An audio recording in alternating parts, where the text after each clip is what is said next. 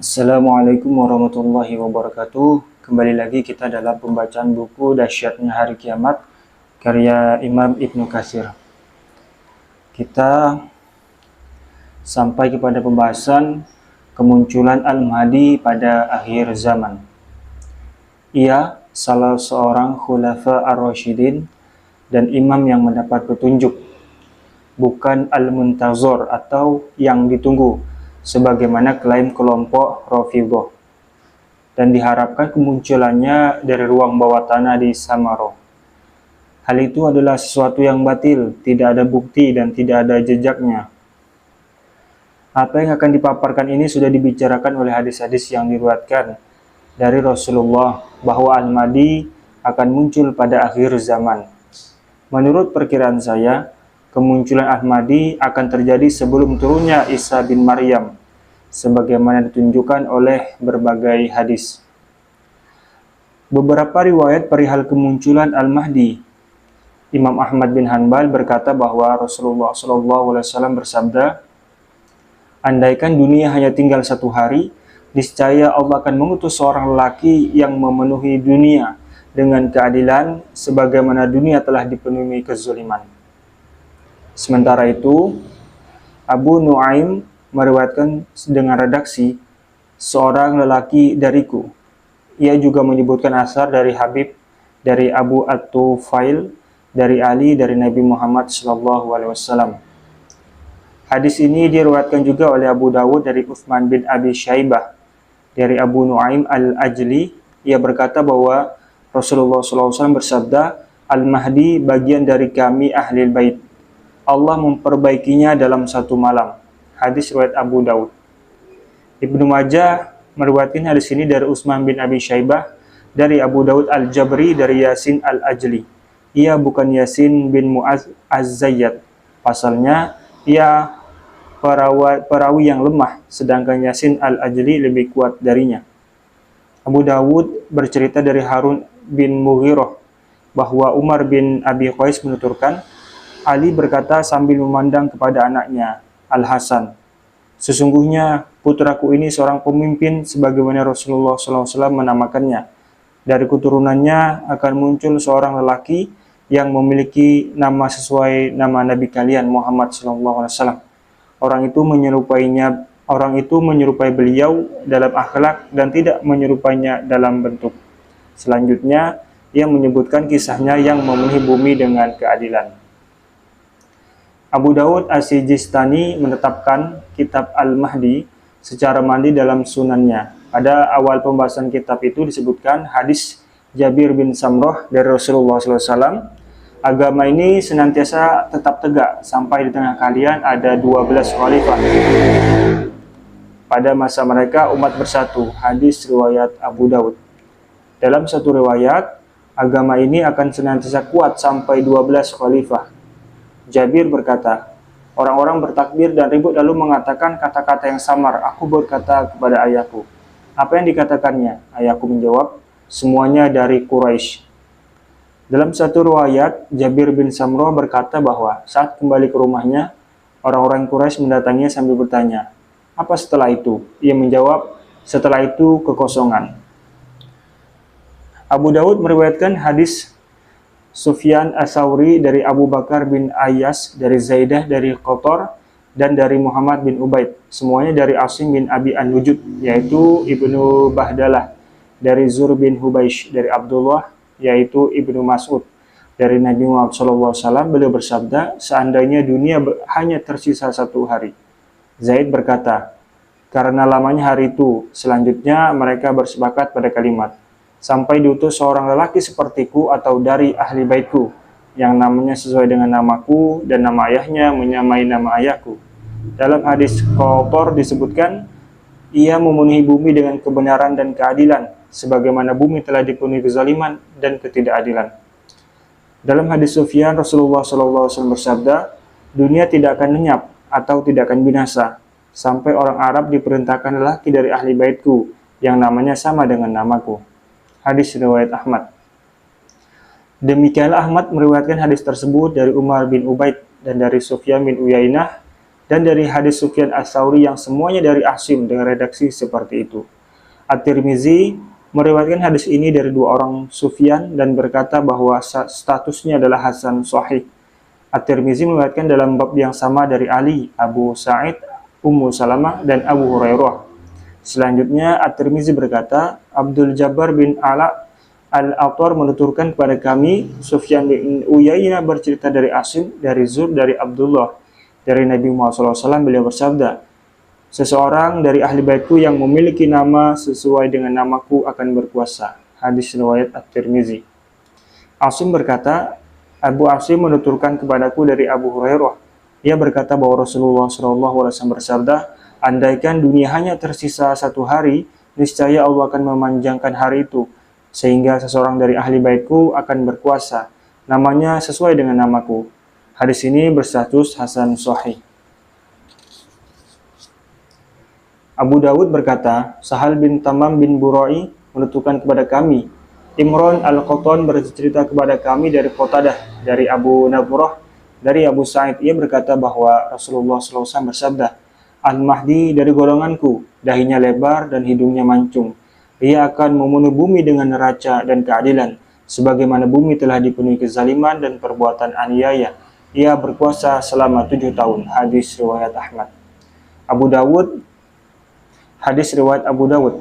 Abu Dawud meriwayatkan bahwa Ahmad bin Ibrahim menuturkan dari Ummu Salamah yang berkata bahwa ia pernah mendengar Rasulullah SAW bersabda, Al-Mahdi dari keturunanku dari putra Fatimah. Hadis riwayat Abu Dawud.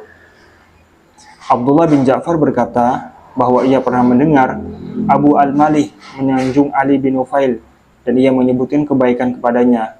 Ibnu Majah meriwayatkan hal tersebut dari Abu Bakar bin Abi Syaibah, dari Ahmad bin Abdul Malik, dari Abu Al-Malih Ar-Ruqi, dari Ziyad bin Wayan dengan redaksi seperti itu.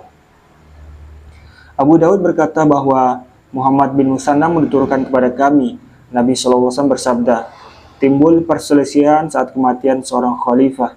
Lantas seorang penduduk Madinah keluar melarikan diri menuju Mekah. Lalu didatangi sekelompok penduduk Mekah. Mereka mendatanginya sementara ia sendiri tidak menyukainya. Selanjutnya mereka membayatnya di antara rukun dan makom.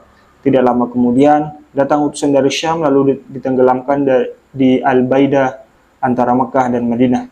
Ketika orang-orang melihat itu, para wali Syam mendatanginya dan kelompok penduduk Irak mendatanginya lalu membayatnya. Selanjutnya muncul seorang lelaki Quraisy, paman-paman dari pihak ibunya berasal dari kabilah Kalb, lalu dikirim utusan kepada mereka sehingga berhasil mengalahkannya. Itulah utusan kabilah Kalb. Sesungguhnya rugi bagi yang tidak menyaksikan harta rampasan kabilah Kalb. Selanjutnya harta itu dibagikan dan orang-orang mengamalkan sunnah Nabi Muhammad SAW. Islam menjadi kuat dan kukuh di atas bumi hingga berlangsung selama 7 tahun. Lalu ia meninggal dunia dan kaum muslimin mensolatkannya. Hadis riwayat Abu Dawud. Abu Dawud menuturkan bahwa Harun, yaitu Ibnu Al-Mughirah, meriwayatkan dari Amru bin Abi Qais dari Hilal bin Amru. Ia mendengar Ali berkata bahwa Rasulullah SAW bersabda, akan muncul seorang laki-laki dari balik sungai, namanya Al-Haris bin Harun. Di depannya ada seorang lelaki bernama Mansur. Ia serupa atau hampir serupa dengan keluarga Muhammad, sebagaimana orang-orang Quraisy menyerupai Rasulullah SAW. Karena itu, wajib bagi setiap mukmin untuk menolong atau merespon seruannya. Hadis riwayat Abu Dawud. Ibnu Majah meriwayatkan dari Abdullah bin Haris bin Jus'u Az-Zubaidi bahwa Rasulullah SAW bersabda, akan keluar sekelompok manusia dari timur sehingga menyerupai Al-Mahdi, yakni kekuasaannya. Hadis riwayat Ibnu Majah. Beberapa musibah dan bencana yang akan menimpa keluarga Nabi Muhammad SAW. Ibnu Majah meriwayatkan dari Utsman bin Abi Syaibah menuturkan kepada kami, Muawiyah bin Hisham bercerita kepada kami, Ali bin Saleh mengabarkan kepada kami dari Yazid bin Abi Ziyad, dari Ibrahim, dari Al-Qamah, dari Abdullah. Ia berkata, saat kami berada di sisi Rasulullah SAW, tiba-tiba sekelompok pemuda Bani Hashim datang. Tatkala Rasulullah SAW melihat mereka, seketika kedua matanya berlinang dan wajahnya berubah. Aku berkata, kami melihat di wajahmu sesuatu yang tidak kami sukai. Rasulullah SAW bersabda, kami ahli bait telah dipilihkan akhirat daripada dunia. Sesungguhnya keluargaku akan ditimpa bencana dahsyat. dan pengusiran setelahku, sampai datanglah satu kaum dari arah timur yang membawa panji-panji hitam. Mereka meminta roti, tetapi tidak diberi. Lantas mereka berperang hingga memperoleh kemenangan, dan mereka pun diberi apa yang dimintanya. Ternyata mereka tidak menerimanya sampai mereka menyerahkannya kepada seorang dari keluargaku. Lantas orang itu mengisinya dengan keadilan sebagaimana telah lama dipenuhi dengan kezaliman.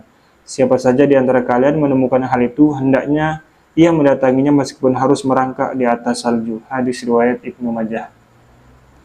Konteks hadis ini mengisyaratkan kerajaan Bani Abbasiyah, sebagaimana sudah diingatkan sebelumnya saat menyebutkan permulaan negara mereka pada tahun 132 Hijriah.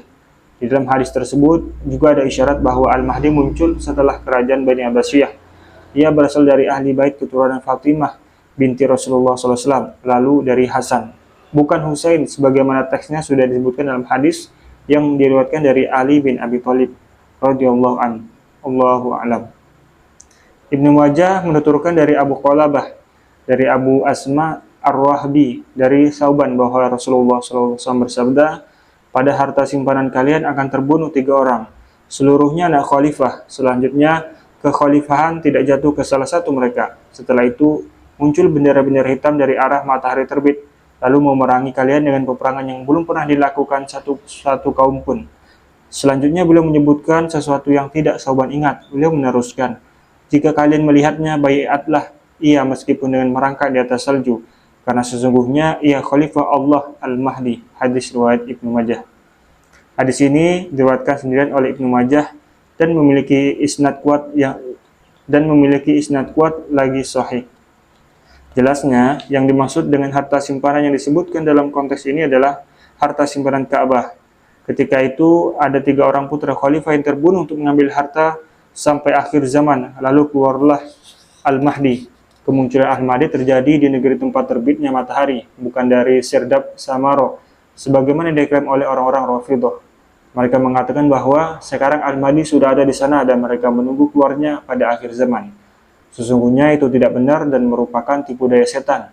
Pasalnya tidak ada dalil dan bukti baik dari kitab maupun sunnah yang dinukil secara sahih ataupun istihsan atau dianggap baik.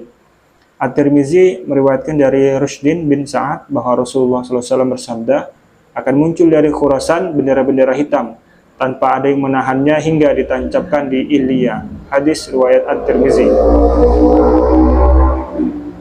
Hadis ini gharib atau aneh. Sementara itu, bendera-bendera hitam ini bukan bendera yang dibawa oleh Abu Muslim Al-Khurasani untuk merampas kerajaan Bani Umayyah pada tahun 132 Hijriah. Tetapi bendera hitam lainnya yang datang untuk menyertai Al-Mahdi, yaitu Muhammad bin Abdullah Al-Alawi Al-Fatimi radhiyallahu anha. Allah memperbaiki dunia dengannya dalam semalam, yakni memberikan tobat kepadanya, memberikan taufik, ilham, dan bimbingan kepadanya yang sebelumnya tidak ada. Allah juga menopangnya dengan manusia-manusia penduduk timur. Mereka menolongnya, menegakkan kekuasaannya, dan mendirikan pilar-pilarnya. Bendera mereka juga berwarna hitam. Itulah pakaian yang mengandung kewibawaan, sebab bendera Rasulullah SAW berwarna hitam dengan nama Al-Iqab. Khalid bin Walid menancapkan bendera tersebut di celah Saniyah yang berada di timur Damaskus saat datang dari Irak.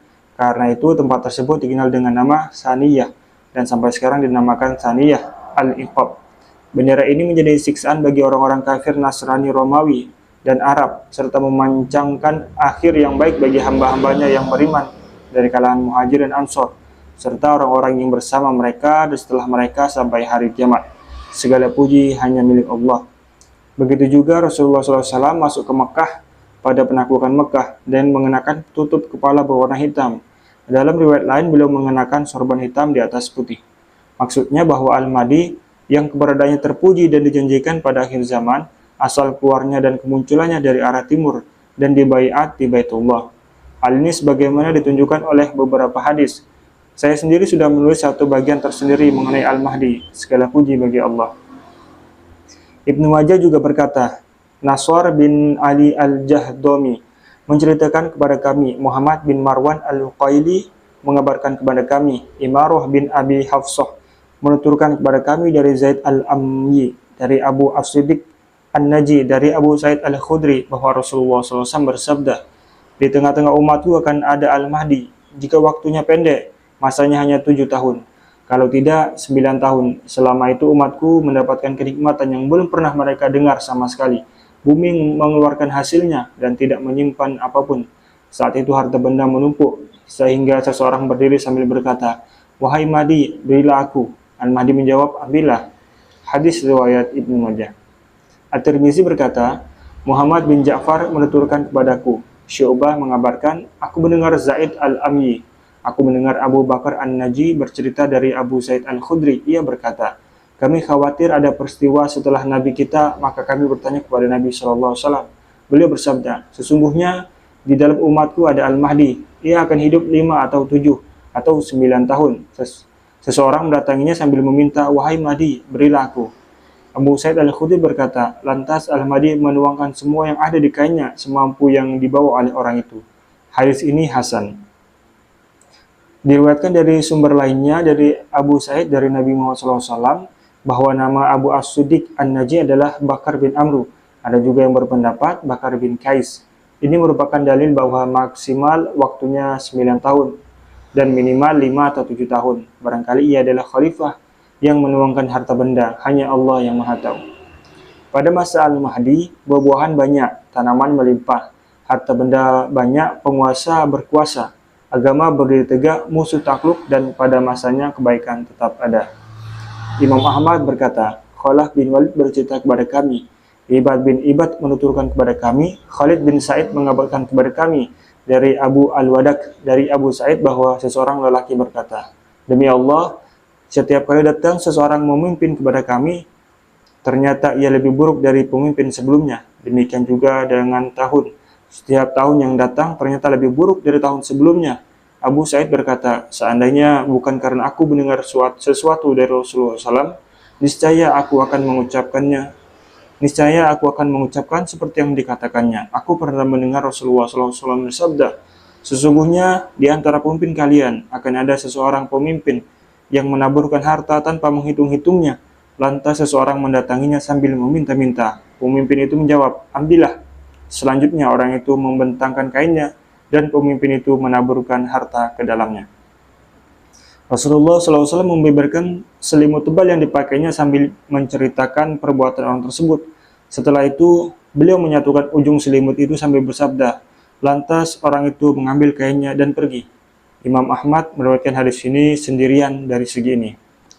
Ibnu Majah berkata, Hadbah bin Abdul Wahab menuturkan kepada kami, Sa'ad bin Abdul Junaid mengabarkan kepada kami dari Ja'far, dari Ali bin Ziyad al-Yamani, dari Ikrimah bin Ammar, dari Ishaq bin Abdullah bin Abi Talhah, dari Anas bin Malik. Ia berkata, aku mendengar Rasulullah SAW bersabda, kami putra Abdul Muthalib, pemimpin ahli surga. Aku, Hamzah, Ali, Ja'far, Al-Hasan, Al-Husain, dan Al-Mahdi. Hadis riwayat Ibnu Majah.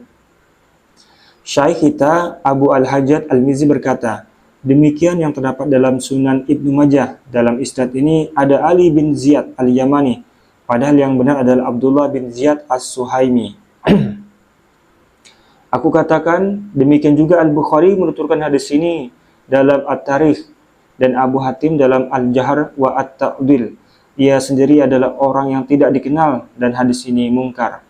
Adapun hadis yang diriwayatkan oleh Ibnu Majah dalam sunannya, ia berkata, Yunus bin Abdil A'la bercerita kepada kami, Muhammad bin Idris Asy-Syafi'i mengabarkan kepada kami, telah bercerita kepadaku Muhammad bin Khalid Al-Jundi dari Abban bin Saleh, dari Al-Hasan dari Anas bin Malik bahwa Rasulullah SAW bersabda, urusannya malah bertambah dahsyat, demikian juga dunia selain berpaling.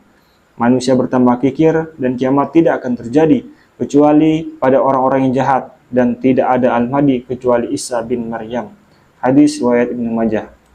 Hadis tersebut adalah hadis populer yang diriwayatkan oleh Muhammad bin Khalid Al-Jundi As-Sun'ani Al-Mu'azzinu, Syekh Imam Asy-Syafi'i. Tidak sedikit orang yang meriwayatkan hadis darinya. Ia juga bukan orang yang tidak dikenal sebagaimana klaim Al-Hakim. Menurut riwayat Ibnu Ma'in, ia adalah orang yang terpercaya. Hanya saja ada di antara perawi yang meriwayatkan darinya dari Abban bin Abi Ayyash dari Al-Hasan Al-Basri secara mursal. Hal ini sebagaimana dituturkan oleh Syekh kita dalam At-Tahzib dari sebagian mereka bahwasanya ia pernah bermimpi melihat Asy-Syafi'i berkata, Yunus bin Abdil A'la telah mendustakanku, ini bukan hadisku. Aku katakan, Yunus bin Abdil A'la As-Suddi adalah orang terpercaya yang tidak mungkin ternodai karena sekedar mimpi. Pada mulanya hadis ini sebagaimana tampak bertentangan dengan beberapa hadis yang sudah dikemukakan mengenai penetapan bahwa Al-Mahdi bukan Isa bin Maryam. Adapun sebelum turun Isa maka sangat jelas sekali, wallahu alam. Adapun setelah turunnya Isa, ia direnungkan, maka itu tidak ada kontradiksi. Justru maksud dari itu bahwa Al-Mahdi yang sebenarnya adalah Isa bin Maryam. Hanya saja itu tidak menafikan adanya Al-Mahdi lainnya. Wallahu alam.